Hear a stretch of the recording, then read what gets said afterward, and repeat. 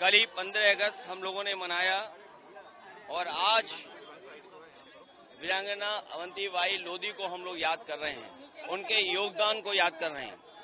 उनसे लाखों लाख लोग हमेशा प्रेरणा लेते रहेंगे।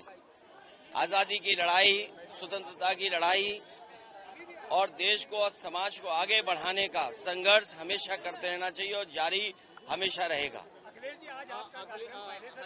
हरियाणा में सरपंच चुनाव था, वहाँ पे शिकायत की गई अवंतीबाई प्रतिमा जी की माल्यार्पण करने, झंडे भी हटाए गए। वीरांगना अवंतीबाई लोधी का सम्मान सभी को करना चाहिए और सरकार के लोगों को विशेष इसलिए करना चाहिए कि संसाधन उन्हीं पर हैं।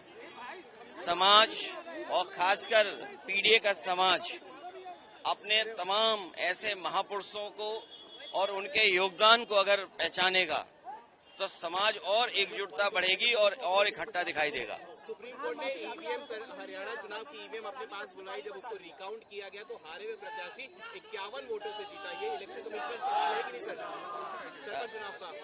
इलेक्शन कमीशन पर समय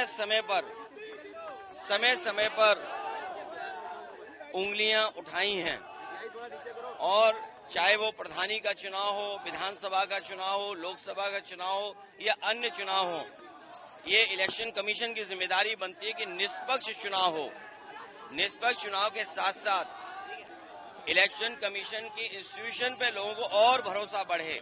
इधर जो हम लोग देखते हैं कि इलेक्शन कमीशन के जो फैसले हैं, इलेक्शन कमीशन का जो काम करने का तरीका है, उससे लोग संतुष्ट नहीं हैं, अविश्वास पैदा हुआ है। अभी हाल ही में जो वोट चोरी, वोट डकैती को लेकर के बड़े पैमाने पर देश को इंडिया गठबंधन और खासकर जो बीजेपी से अन्य दल हैं, उन्होंने कोशिश की और उसका परिणाम ये हुआ कि सुप्रीम कोर्ट को भी उन बातों को मानना पड़ा जो विपक्ष कह रहा था। इलेक्शन कमीशन पे कई बार उंगली उठी है और यूपी के चुनाव में तो न जाने कितनी बार उंगली उठी है। ये तो पहला फेज था कि जहां हम अपना वोट बचा सकते हैं, अपनी वोटर लिस्ट में शामिल कर सकते हैं, ये पहला चरण है। लेकिन इसके बाद जो प्रशासन काम करता है, सरकारें जो काम करती हैं, उस पर इलेक्शन कमीशन कोई कार्रवाई नहीं करता। मुझे याद है कि जिस समय उंगली उठाई थी इलेक्शन कमीशन पर, तो 18,000 वोटों का जो डिलीट किया गया था, उनकी जानकारी इलेक्शन कमीशन को दी, एफिडेविट के साथ दी। लेकिन अभी तक इलेक्शन कमीशन ने एक भी अधिकारी के खिलाफ कार्रवाई नहीं की। अगर एक भी इलेक्शन कमीशन के खिलाफ कार्रवाई हो जाए, मतलब अधिकारी के खिलाफ इलेक्शन कमीशन कर दे कार्रवाई, तो मैं समझता हूँ कहीं भी वोट चोरी, वोट डकैती या इस तरह की लूट नहीं होगी।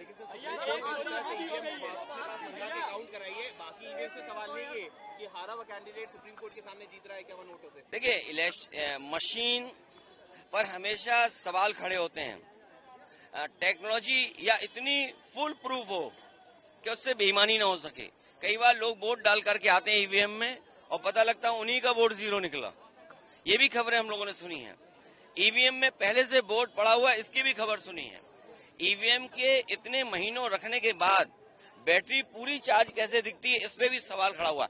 इसलिए जो बैलेट का हमेशा मांग रही है, और अमेरिका की नकल करें, जापान की नकल करें और जर्मनी की नकल करें। जर्मनी में तो सरकार और वहां के सबसे सुप्रीम कोर्ट का ये फैसला है कि अगर ईवीएम से वोट पड़ेंगे तो अनकॉन्स्टिट्यूशनल होगा। तो इसलिए बैलेट के से वोट पड़ रहे हैं। वहां अमेरिका में भी बैलेट से वोट पड़ते हैं और वहां खुद किससे वोट डालना है ये चॉइस है।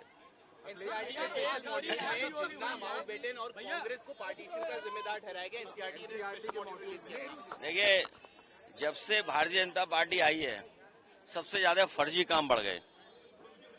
जब से भारतीय जनता पार्टी आई है, फर्जी काम बढ़ गए। आज ही मैं सुन रहा था, यहीं पर पड़ोस में मुख्यमंत्री कह रहे कि डबल इंजन। अब इनके इंजन गिनो, मेयर एक इंजन, सांसद दूसरा इंजन, सांसद जी मंत्री हैं तो उनका भी एक इंजन छोटा सा, और प्रधानमंत्री वो इंजन, मुख्यमंत्री वो इंजन, डिप्टी सीएम वो इंजन, डिप्टी सीएम और एक और, तो इतने इंजन है। बताओ, इतने इंजन और क्या कह रहे हैं कि डबल इंजन की सरकार। सच्चाई ये है कि न जाने कितने इंजन हैं, न जाने कितने इंजन हैं जो एक दूसरे को अब टक्कर मार रहे हैं। तो जब से भारतीय जनता पार्टी आई है, फर्जी काम बहुत बढ़ गया है। और आप देखिए, दूसरे के काम को अपना काम बनाना। ये स्मार्ट सिटी है ना, कौन सी गली में कूड़ा नहीं है। और सोचिए, नंबर 3 पर ये लखनऊ आया, नंबर 3 पर। कहा कि सफाई में और स्मार्टनेस में नंबर 3 पे है। बताओ, इतने इंजन होने के बाद अभी जल भराव हो गया, सीवर खुला था, मैनहोल खुला था, जान चली गई। और ऐसा नहीं केवल लखनऊ में हो रहा है, हर जगह ऐसी घटनाएं हो रही हैं और मिल रही हैं। देखिए, मैंने आपसे कहा कि बीजेपी, इनकी कोई विचारधारा नहीं है। बीजेपी की एक विचारधारा है कुर्सी पर बने रहना। और आपको मैंने कल भी कहा, फिर कहता हूं, बात को फिर दोहराता हूं, आप सब जानते हो, बीजेपी ने ये कहा जब उनकी पार्टी का गठन हुआ कि वो सोशलिस्ट रास्ते पे चलेंगे, सेकुलर रास्ते पे चले थे। क्या आज वो सेकुलर रास्ते पे चल रहे हैं? क्या भेदभाव नहीं है उनके अंदर, उनकी विचारधारा के अंदर?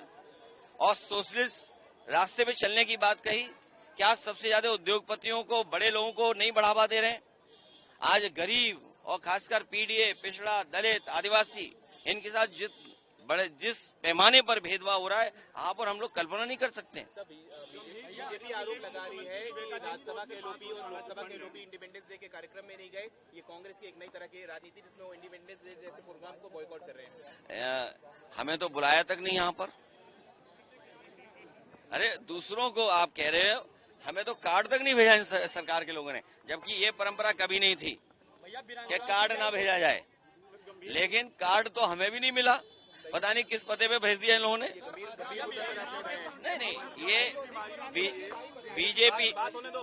बीजेपी कभी भी स्वीकार नहीं कर सकती है कि लोगों को शामिल किया है, लोगों को अपनाया जाए। ये विपक्ष को दुश्मन मानते हैं। ये सबसे बड़ी बात है कि डेमोक्रेसी में हम विपक्ष अपनी बात कहते हैं, और अगर सत्ता पक्ष के लोग कुछ करें तो उनको पूरी आजादी है, विपक्ष के लोग करेंगे तो उन पर कड़ी से कड़ी कार्रवाई है। जो कि भारतीय जनता पार्टी के कार्यालय एकदम ठीक सामने पर लगाई गई है, इसके जो है प्रतिमा के बाहर लगा गेट चोरी हो गया, उसको आप कैसे बताते? तो ये बीजेपी वाले नजर नहीं रख पा रहे हैं यहाँ पर, क्योंकि जिनका कार्यालय बगल में है, और बीजेपी के तो कार्यालय में कमरे के अंदर कमरे बने हुए मैंने सुना है। जो हमारे कुछ पत्रकार साथी वहाँ जाते हैं, वही जानकारी ये देते हैं कि कार्यालय में बहुत कमरे बन गए हैं, और उसके बाद भी यहाँ चोरी होना। मुझे तो ये लगता है कि एक दिन भारतीय जनता पार्टी का कार्यालय ही चोरी हो जाएगा। भैया, आप जो है आगरा एक्सप्रेसवे के गड्ढों की बात करते हैं, भैया आप आगरा एक्सप्रेसवे के गड्ढों की बात करते हैं, लेकिन रक्षा मंत्री जी का जो ड्रीम प्रोजेक्ट था किसान पथ, आज वो जो है अपनी बदनसीबी पे रो रहा है। बीजेपी की हर सड़क में गड्ढे हैं, और बीजेपी का है एक्सप्रेसवे टूट गया है क्योंकि उन्होंने भ्रष्टाचार किया है, और भ्रष्टाचार के बड़े बड़े गड्ढे हैं वहाँ पर। तो आप उन्हें भरेंगे या नहीं? भारतीय जनता पार्टी को हम लोग हटाएंगे। और जहाँ तक भारतीय जनता पार्टी हमेशा विचारधारा में उलझाती है, ये भारतीय जनता पार्टी के वो लोग हैं जो कुछ भी अपना सकते हैं, कुछ भी झूठ बोल सकते हैं। अब सोचिए, लाल किले पर किसकी तारीफ कर रहे थे? सोचिए आप, लाल किला जो बना हुआ है वो किसने बनवाया है? मुगलों ने बनवाया। तो वहां पर जाकर के जब भाषण देते हैं तो बताइए किसकी तारीफ कर रहे हैं? जो संस्था रजिस्टर्ड ही नहीं है, जो संस्था रजिस्टर्ड नहीं है उसकी तारीफ कर रहे हैं। इसका मतलब कि प्रधानमंत्री जी कमजोर दिखाई दे रहे हैं, बीजेपी कमजोर दिखाई दे रही है। जो प्राइवेट सेक्टर में रोजगार पाएगा उसके लिए सरकार प्रोत्साहन के रूप में 15,000 जानकारी करने पता लग रहा है सेशन ही रोक दिया है पूरा। ये बीजेपी की सरकार जब हटेगी तभी इलाज होगा, तभी अच्छा इलाज मिलेगा। भैया, मोदी जी का एक वीडियो वायरल हो रहा है कल का, नहीं, अगर इतिहास के पन्ने पलटेंगे जो जॉब पर 15,000 रुपए दिए जाएंगे प्रोत्साहन के रूप में। ये इतिहास के जब पन्ने आप पलटोगे तो बहुत सारे इतिहास में ये भी बातें लिखी है कि किस किस ने माफी मांगी है, तो माफी मांगने वाली बात भी आएगी। पथरी का इलाज कराने जाते हैं, किडनी निकाल ली जाती है। आप सरकारी अस्पताल में जाओगे, अगर इलाज होना होगा दाएं पैर में तो बाएं पैर में प्लास्टर बांध देंगे, और अगर कहोगे बाईं आंख तो कहो दाईं आंख को चेक करने लगेंगे। इसलिए ये सावधान रहिए, भाजपा जब हटेगी तभी अच्छा इलाज मिलेगा।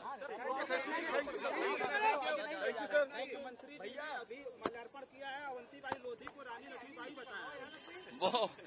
वो रात को सो नहीं पाए होंगे।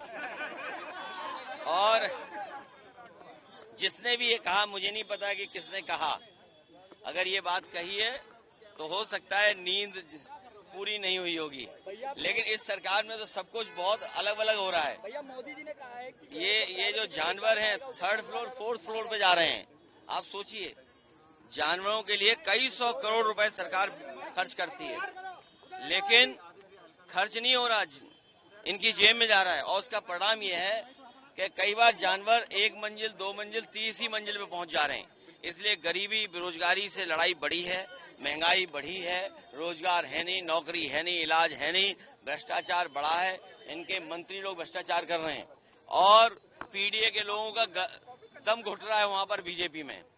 पीडीए के लोगों का, चाहे वो विधायक हों चाहे और पद पर बैठे हों,